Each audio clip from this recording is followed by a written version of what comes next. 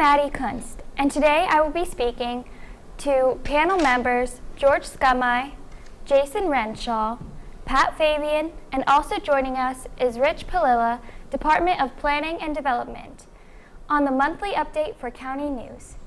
Would you please update us on the current budget? Sure, Maddie, and thanks for joining us this month. That's not an easy thing to do, as I was the moderator last week. But just to update our taxpayers on the county budget, we still are in a hiring freeze in Armstrong County. And as far as capital purchases, we are slowly entertaining and looking at capital purchase on a case-by-case basis as department heads address us with their needs. And I will say, I talked to Jennifer Long, our financial advisor, before coming up today. The county as a whole is currently not seeing the revenue where they have maybe in past years, but we're way under on a spending part of things this year. So things are looking pretty good. We're on a projected pace to get where we need to be. And I think a big thing, gentlemen, is one thing we hear from our at-will employees is about raises walking through the hall, and I think we've been quite upfront with them that we will entertain raises on a quarter-by-quarter basis. We're in Q2 right now, and it's something we'll probably be discussing at our next salary board meeting here, whether we can get that out to our at-will employees. I don't know. Well, yeah, I'm glad you mentioned that, Commissioner Fabian. I know at during our last session, you had mentioned the integral part that they play and the value that they bring to the county, and that we recognize that and want very much to reward that.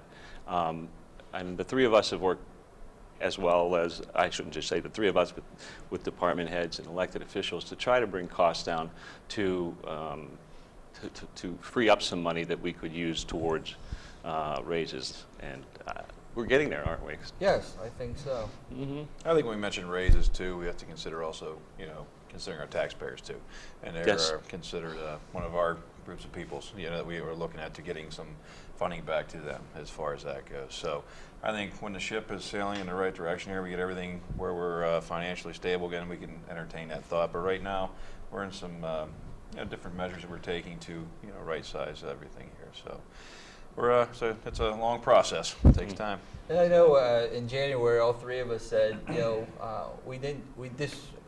philosophically we disagreed with giving raises up front, not knowing where we're going to be on the back end of the budget year. So for the three of us, it made sense to go quarter by quarter and reward our employees towards the end of the year, if we can do so. But Jason, you're absolutely right. Every decision I believe we made to this point is with the taxpayers in mind. Mm-hmm. Absolutely. Just real briefly, some things that the board has addressed over the last several months is we looked at county cell phones, and I'm happy to say that Shannon Yockey's done a great job with that right now. She's cut our monthly cost by $2,500 a month. County vehicles, the board currently right now is in the process of developing draft 2 of our county policies. We sent draft 1 out a month ago, and we were we're waiting to hear feedback from our department heads and elected officials, which we have. So we'll be creating the second draft to go out for review.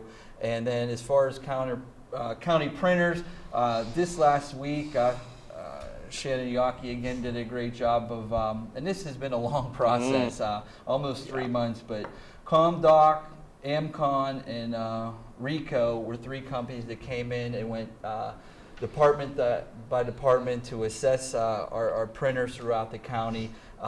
So we have all those assessments now. The board will be reviewing that with her as early as later on today. And I think the goal is, and we know when we look at the budget, that toners are it's not the printers, the standalone printers, but it's the toner that costs us an awful lot. They'll give you the printer. And we found that out, that the Well, state, State does. Yeah. State does there. The biggest Thank- thing we found out too is we have a lot of standalone printers that we have to buy the toner for. We're trying to consolidate them to these multi-function devices where you have unlimited. So there's your savings. And a lot of them, there's some offices and stuff. And again, people need printers, and we're not going in there trying to just take them at any time. But I think the biggest thing is we're looking at the usage of them and finding out what do we need and what do we want, and trying to accommodate our our staff and have the proper resources. So if we can consolidate them into a unlimited free, it's not to say free, but the toner is unlimited, the printing is unlimited. So that'll help us out. Jason, you've used that phrase often from the beginning of our administration. What do you need, and is it something we need, or is it something we want? Yes. And I think that's a good gauge when we're making some of these decisions. Commissioner Fabian mentioned the savings that Shannon Yockey's been able to uncover with the phones. Just to put that in a little more perspective, that $2,500, what did you say, 25 or 27? 2,500. 2,500 is actually about a quarter of what we were paying for the cell phone program 3 years ago. So she's actually been working on it that long.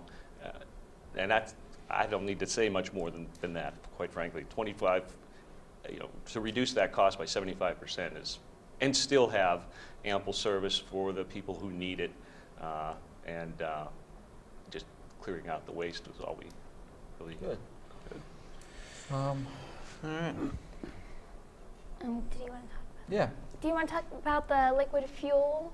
Well, yeah, and we brought Rich along today. And Rich, can you just share with our listeners and taxpayers a little bit about the liquid fuels dollars that was allocated to 14 municipalities this past month? Okay, sure. Just a quick explanation. The liquid fuels program, the county receives about $200,000 annually from the state, from liquid fuels. That's gas taxes that you and I pay. And with that money, we use it to maintain 34 county bridges and a small road network around the courthouse, the Belmont, and at Armstrong and at the jail. The law does allow the county to distribute that money to local municipalities if we're able to, and through some, I think, some good planning efforts by the board, we were able to allocate some $150,000 this year, actually more than we budgeted, to 14 separate municipalities. We sent out an application early in the year asking municipalities if they have any projects. We received, I believe, maybe 23 or 25 municipalities applied for the money this year. We look at things like the safety aspect of the project. Is there an economic benefit from the project? We look at matching funds, how much money is local municipality putting out.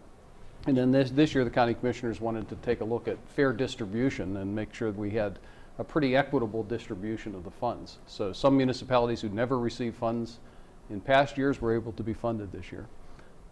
So again, a total of $152,000 is going out to 14 separate municipalities. And that was about a $52,000 increase what the previous board had budgeted for. That's correct. And I think the reason for the increase, is like you alluded to, was we wanted to see those municipalities that haven't received these dollars in the past get some money. Right. And there were 3 municipalities particularly who've applied in the past. We've not been able to fund them, and this year's program did allot money to each of them. Well, I know, gentlemen, one thing, Commissioner Skamai, Commissioner Renshaw, we've talked about the way we did the application process this year. That might not be the way we do it next year. We might use those funds for impact projects. What those impact projects are, we're not sure. That's something that I think we talked about discussing those over the next several months. And so not to say we are going to do this application process at the beginning of next year. These dollars might be going towards an impact project somewhere in Armstrong County. Yeah, and it should be mentioned that we need to maintain that inventory of those 30-some bridges and those roads. So, depending on the needs there, we may or may not have money year to year to distribute. That's something, Rich, I didn't realize. How many bridges did the county own? We own 34 bridges, pretty small structures generally around, but we own some fairly large ones. The bridge that crosses 422 that goes into the hospital is county-owned. In fact, that bridge is one that's now being programmed and will cost several $100,000 to rehab in the next couple of years. So we're doing things. The commissioners are looking at reducing the inventory of bridges. We have some that are redundant, considered redundant bridges, and we're looking at actually removing 2 of those this year. 2 of those, yes. So I think the biggest thing is that in the future to look at the money that we have and look at some projects of our infrastructure that are some critical ones and take care of them and then disperse them fairly too as well through. So, get the critical ones done first and then, because our infrastructure is very important. Right. So I think that's our main focus, just to help the communities when we can. So. I want to give credit to the planning department too. They developed a very objective form of evaluating the applications, because obviously they're rather complex and they're very dissimilar. So it's difficult to get an apples-to-apples comparison and say, where do we put this money? And I love the formula that the commissioner, hey, it's like that Mr. Palilla put together, he and his group. And I give you credit because when I started with the county 8 years ago, was that something that you had in place, but you kind of revamped it about that time? Some years ago, there was a pretty informal program in place where if municipalities had a need, they'd request money from the county, and if able, the county would grant that. I think it was in 2009, perhaps, we formalized the program and began to put this together. It took the subjectivity out of it for the most part. For the most part. We tried to. Yeah. And staff, I appreciate the credit, but really my staff does a great job. They do. Tom Swisher and Andrew Harvey on our staff did all the analysis of these projects. It's a big county. A lot of infrastructure. Yeah. You don't realize it. A lot of municipalities. Yes. Yeah, a lot. All right, well, would you please speak to us today about the county building consolidation project? All right, one thing we've talked about is consolidation of numerous maybe buildings that we have, but I think what I wanted to point out with this question today was moving some of our entities back into the annex building. And I don't know, I'll let maybe you guys take the lead on what that's looking like right now. Go ahead. I'll grab it real quick. It's looking pretty good. We're starting to get a layout of the administration building we have right now. And there's some, like I said before, there's some spaces that we're not utilizing to the utmost, I guess, what we need to be. So we're going to kind of restructure that and get everybody back home to our home base so we can work with them. It just makes business flow a little bit easier. So, and plus then it's a cost savings matter too as well. And some of the other structures we have, the other businesses that we lease to, they're going to be, we're trying to find them another home if we can't accommodate them. So there's some neighboring properties that we're looking into, and it's looking very good. So I think that's one of our cost-saving structures, and we won't have to be putting as much money into these buildings to keep up and maintain them because they're old. Armsdale, there was discussion of the last board and our board. We see it. It's still good, but is it what we need right now? Probably not. It's going to cost some money down the road. So if we can get everybody back into our own structure, and also kind of restructuring that a little bit to accommodate the citizens when they come into our building, it's more user-friendly. We have our services right at their fingertips. They can come in. The most used services can be on the first floor, different things we're looking at, and just accommodating them, and just a flow of business, I think, with economic development coming home, and however many we can fit in there, which I really think, the way it looks right now, we can get everybody in there, and we're pretty excited about that. So, and also, it'll hopefully bring about 100 people downtown to Katanning, and we need people in the town to help revitalize it, get it going, so help maybe some businesses thrive a little more. So looking at some incubators for businesses to grow and things. So we have a lot on the plate, and it's looking very promising. So it's a slow process, and anytime you do that, because you got to look at the square footage and everything, you can't just go out and say, hey, we're moving it tomorrow, and you can probably do it, but it's not going to work that well. So it takes some time, but things are moving. We're getting to that point. Hopefully by next year at this time, we'll say, hey, it worked out great. We saved this X amount of dollars. Our maintenance costs are down. We're not buying, all kinds of, some air conditioners and stuff in some of these buildings are going. So there's some big costs. So. Jason, something that I learned from the time I spent in Pittsburgh with the law firm as a facilities manager, the time that you invest up front in planning a move is is well worth, it's really saves you twice the trouble on the back end.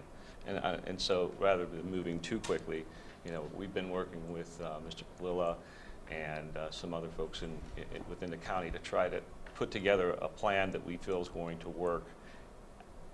I want to say we know is going to work, but there are always things that pop up. Record storage is always an issue that people seem to overlook.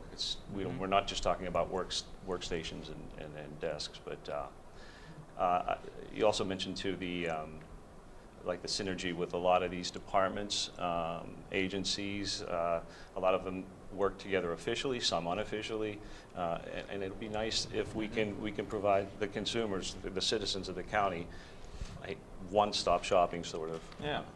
And a couple things on storage you had mentioned. We Yeah. have a scanner. We're scanning a lot of documents to take care of that paper storage aspect, so that'll free up some space. Go into a kind of a paperless organization there if possible. As much as possible. Well, as much as possible, Yeah. yeah. When the computers come out, they said it'd be a paperless society. That was when did they come out again? I can't remember. They're 1930 or something. What was the first one? Doesn't really matter at this point. Anyway, irrelevant information, but a little piece of knowledge for you there, somewhere around there. So, and George, I want to echo what you said. I think we're approaching this, one step at a time. I know you did an awesome job with the maps, cleaning those up. Rich has gotten his hands on those maps and doing the square footage. I know we've talked to some different department heads that are outside the annex building about coming back internally. And that way I think we can just operate hopefully a lot more efficient. It seems like we're fragmented and separated, and sometimes that could be a barrier for us when we need to work out some details on projects. So I'm kind of looking forward to that as we go forward. Yeah, Jason, Jason, I'm sorry, Commissioner Fabian. That's okay. I owe you that because you do that in a public meeting, remember. Do it often. It's okay, Paul. But a lot of times, the discussions that are necessary don't require a scheduled meeting. Right. If we can walk down the hall and ask a question of Rich collectively, for example, we're not going through the process of scheduling a 20 or 30-minute meeting and all the hassles that go along with that. So that's where the efficiencies come in whenever you have people under one roof or at least within close proximity. Sure. Okay, is there anything new occurring at the jail that you would like to tell us about today? A couple new updates. I know at Prison Board this past month, the board had reviewed policy that was reviewed by our solicitor for the arrestee program. So that goes back on Judge Balasek's plate now. So once he formally advertises that, the arrestee program can start at the county jail.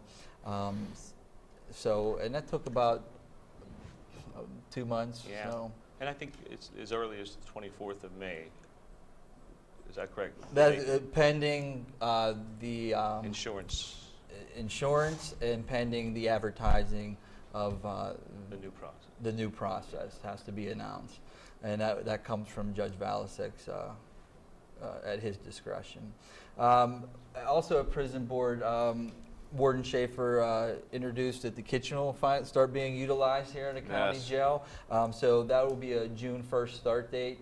Our inmates will start prepping the meals there, not prepping them, but they call them warming them and delivering them. So they'll start to develop some skills that they could use on the outside, in the job field. And also, I think there's been a big push to review all policies in our current jail, especially when it comes to suicide training and mental health recognition. So Warden Schaefer has done an excellent job on making sure our policies and trainings are updated.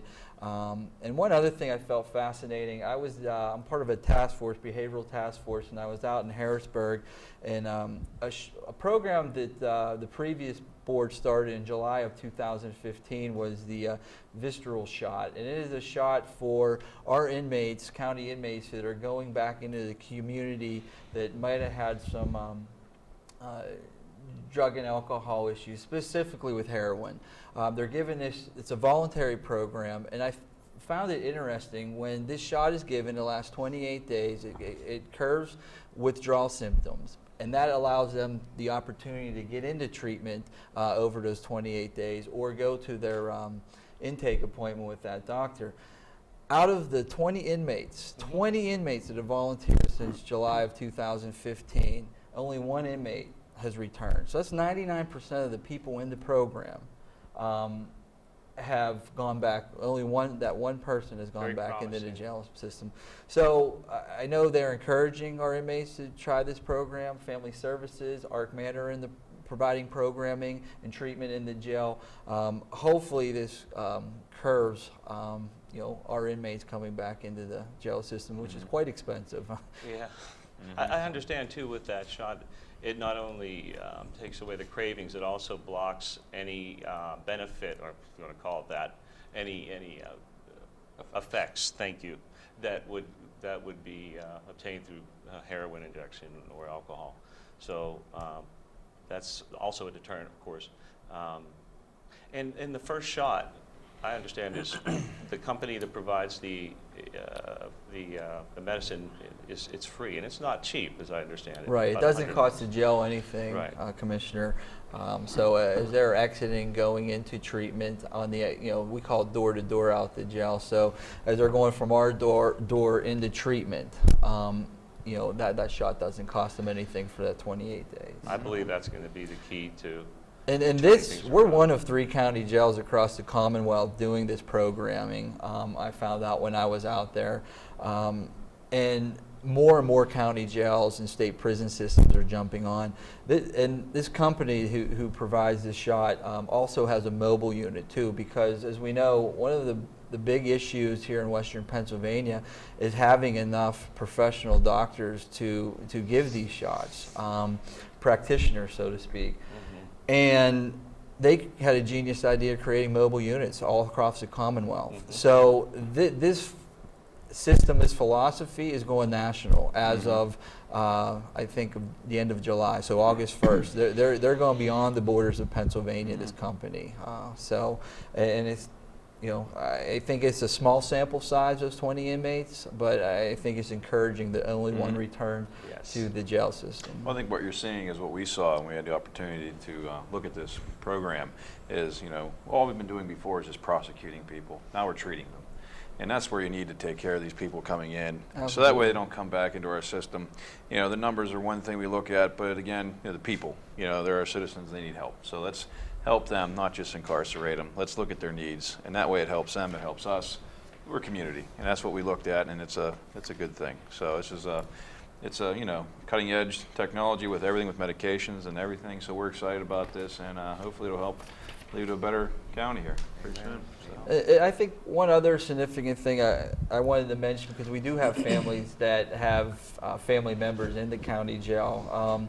Warden Schaefer also is starting every Wednesday family visitation. This is where maybe girlfriend, mom, that person's son or daughter can come to the jail. And the methodology behind it, and I wanted to pull out some research materials, but basically what the research has found is when jails allow the opportunities of families to come in and interact with those inmates, the likelihood of them coming back into the jail system is significantly decreased. Now, obviously, 2/3 of all inmates do enter the system at some point again, but their research and data shows that those family visitations decrease the likelihood of them coming back into the county jail. And I think that's the philosophy that Warden Schaefer was going with. And also what I found was interesting was visits from family members and friends also, it's networking too. So when they get out of jail, they might know where they're transitioning to as far as employment, or they might know where they're transitioning to as far as housing. So there's a lot of things in those family visits that are talked about beyond just, hey, how you doing? Yeah. There's some pre-planning pending discharge there, Yeah. and networking going on. So there's some real benefit to this. I thought it was a great idea that Warden Schaefer had, Yeah. and I'm kind of interested to see how it works out here. Yeah, the psychological effect, I think, of realizing that those people, when you're in there, you're not on an island, that your actions and such affect a lot of people, and bringing those family members and the ones that they love, I think is it can only be a win-win situation. And congratulations to our warden for coming up with that. And it costs nothing. No. Okay, would you please talk to us today about future plans you have for the Belmont complex? I don't know about future plans, but Future ideas. yeah, future ideas maybe. But Yeah. I think the two significant things that the commissioners had agreed to do based on the feasibility study that we reviewed from last year, it was approved by the previous board, was people wanted warm water in the pool and people wanted extended hours. So We got warm water. We extended the hours. Yeah. So, how about that? Um, And we've seen the numbers showing. We've seen some studies that they show some numbers of people buying memberships now, and we've actually passed up the past 2 years for membership. So things like that. Is it the ultimate answer? No, but we're making progress. We're working towards that goal, and we're doing everything we can. We're working for some more things during the summer months to help keep it open. We have a big building that just sits empty, so we're doing the things that we need to do our due diligence here to get the Belmont on the positive end of the spectrum here. So. And Jason, just to back up, we met with Gary on Friday. Membership revenue was up $6,000 over last year at this time. And I know Gary is going to extend some discount, another discount week, so hopefully those dollars go up. So what it cost us just to get the warm water in the pool as far as the boiler goes. we almost matched those dollars just with the increased revenue. Return on this investment year. is all. Yeah, our return on our investments. Yeah. The pool hasn't opened, and Yeah. we've gotten it back. Also, I wanted to announce, as far as the Belmont goes, the Belmont complex is going to be doing sports camps. This is for 5 weeks, and quite frankly, as a father of an 8-year-old and 5-year-old, it's $75 for the entire week. There's a different theme every week. And this $75 includes before and after care. So from 7:30 to 9 before the camp starts, you can drop off your child, your youngster, and then camp actually goes from 9 until 4 that day. It will be held inside. I know we made a small investment into getting some sporting equipment instead of having that contracted out and brought in. The Belmont's going to do it on its own this year. So it makes it family friendly for the folks that have two people in the household working and such. Right. Yeah. And those aftercare hours go till 6 p.m. So that's Yeah. a pretty good deal when I think of what I pay for babysitting. So, And then you can stay. The pool's still open for another 2 hours. and the after pool's your day. open for another 2 hours. good So, time. and lunch is provided for the kiddos Yeah. too, Yeah. with that $75. So, and I will say I did attend the ARDC event this past weekend, and one thing I heard from most of the people in attendance as I walked around was that what a great venue, what a great asset we have here in Armstrong County. So this goes along the lines of what we've talked amongst ourselves, that we need to utilize that indoor building a lot Yeah. more, especially in the summer months when there's not ice on the floor. Well, it's an untapped resource. Yeah. We haven't been using. It's been just sitting there. So. The planning department, again, Mr. Plilla and his group has been integral in obtaining grant dollars that have allowed us to upgrade a lot of the infrastructure and also a lot of the aesthetics, I believe. I don't know if you wanted to elaborate on that at all. Well, the Belmont's not the facility, I think the pool was built in 1960 and the arena in 1966, so it's in need of continuing upgrade. The county has invested about $1 million over the last 6 years, I believe. But most interesting, that leveraged $3 million of state and federal money. So we actually were able to make $4 million of improvements to that facility for $1 million investment. But there's more to be done, as you know, and we're now exploring what costs are needed to continue the pool and also some needs at the arena with the floor. So there are some other fairly big ticket items that are out there, and the commissioners are now looking at strategies to fund that. resourcefulness, though, right there. I mean, Yeah. turning what you said, $1 million into essentially, what, 4 or 5? Yeah. And some things too at the Belmont, we're going to have some more things that will be attracting to the youth of the area to come in and have some What would you prizes like and to award different things and stuff like that. So to encourage them to come, not that they don't want to come, but to encourage them to come and experience it. So there's a few prizes that we'll have you offering throughout the summer, just as a kind of something in the evening to extend past the hours to for something for them to do. So we're excited about that. Just trying to give opportunities, keep them active, and keep them on the right path. Maddie, do you have friends, or have you frequented the Belmont very much for the services at the pool? Yeah, we've been to the pool, but also I volunteered at the Operation Bandage event that the Belmont held. Oh, great. So I think that events like that are really good for the public and the people in. youth too.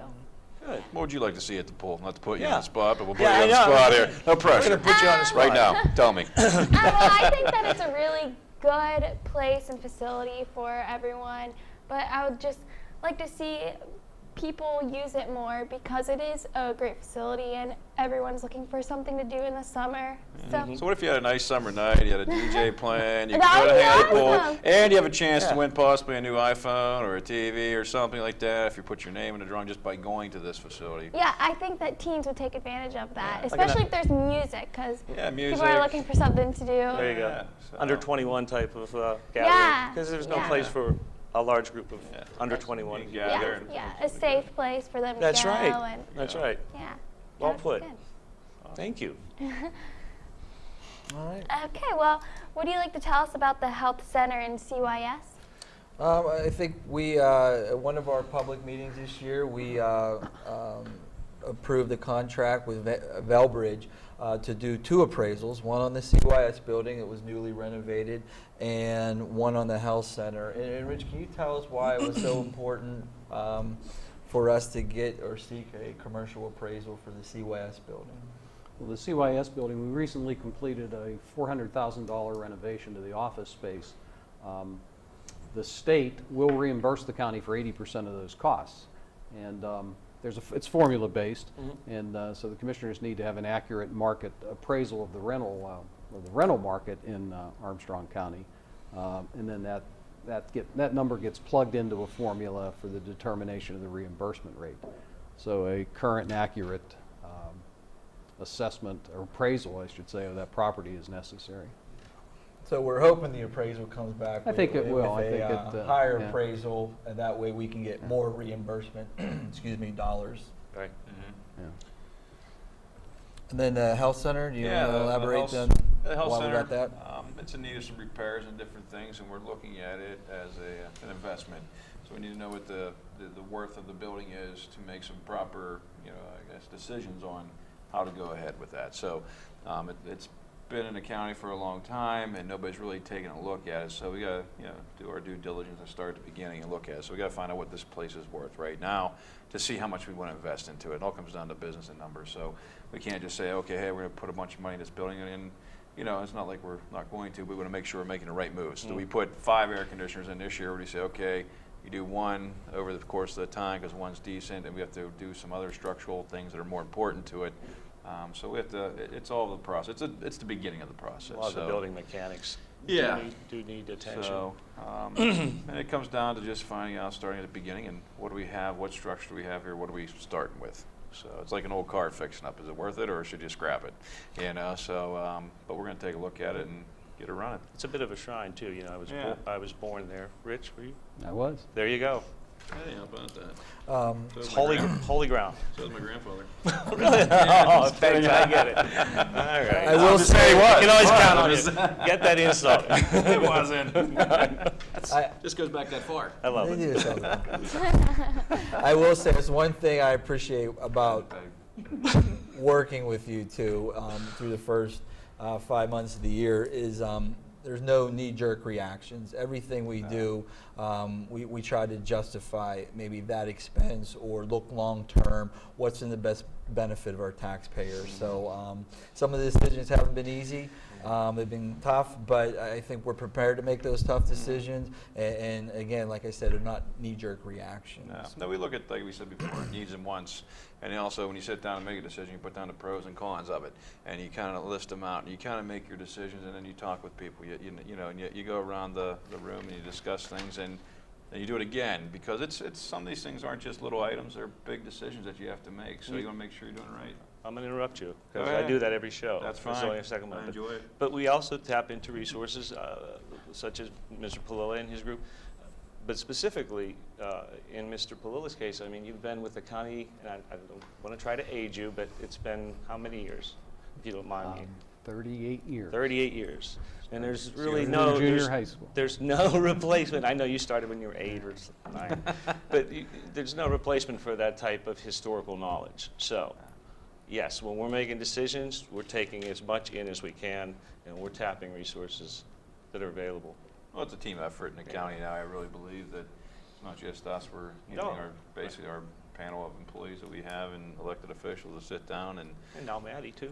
Yeah, Maddie, You're hey, part of helping it? with the Belmont here already today. You know, we'll call it Maddie's place. We're going to wrap this up. I All just right. wanted to let the viewers know next month we are going to bring in Sheriff Rupert, Teresa Gibson, and Black, our new county drug dog, will be here on set, hopefully. And then we're off in July. We'll come back in August, and we're going to extend an invitation to Warden Schaefer to be a guest with us on the show as well. And something that the board talked about prior to coming up here today, if there's questions that you want answered, I like that, yeah. email us, and I'm going to give you my email because I don't know your email other than clicking my button on my computer, but it's pjfabian, that's Fabian, at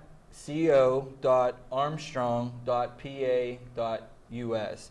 So any questions that you have or like us to answer on this, or Maddie to give to us, or whoever's sitting in her seat, we'd be more than happy to do that for you. So If you don't mind, I'd like to share my email as Yeah, well. please do. It's GJ Skamai, that's SKAMAI, at, and it ends the same way, co.armstrong.pa.us. Jason, Yeah, I tell you what, so repeating everybody's email here, if you go on our county website, you can click on the commissioners and you'll have our email right there, all three of us.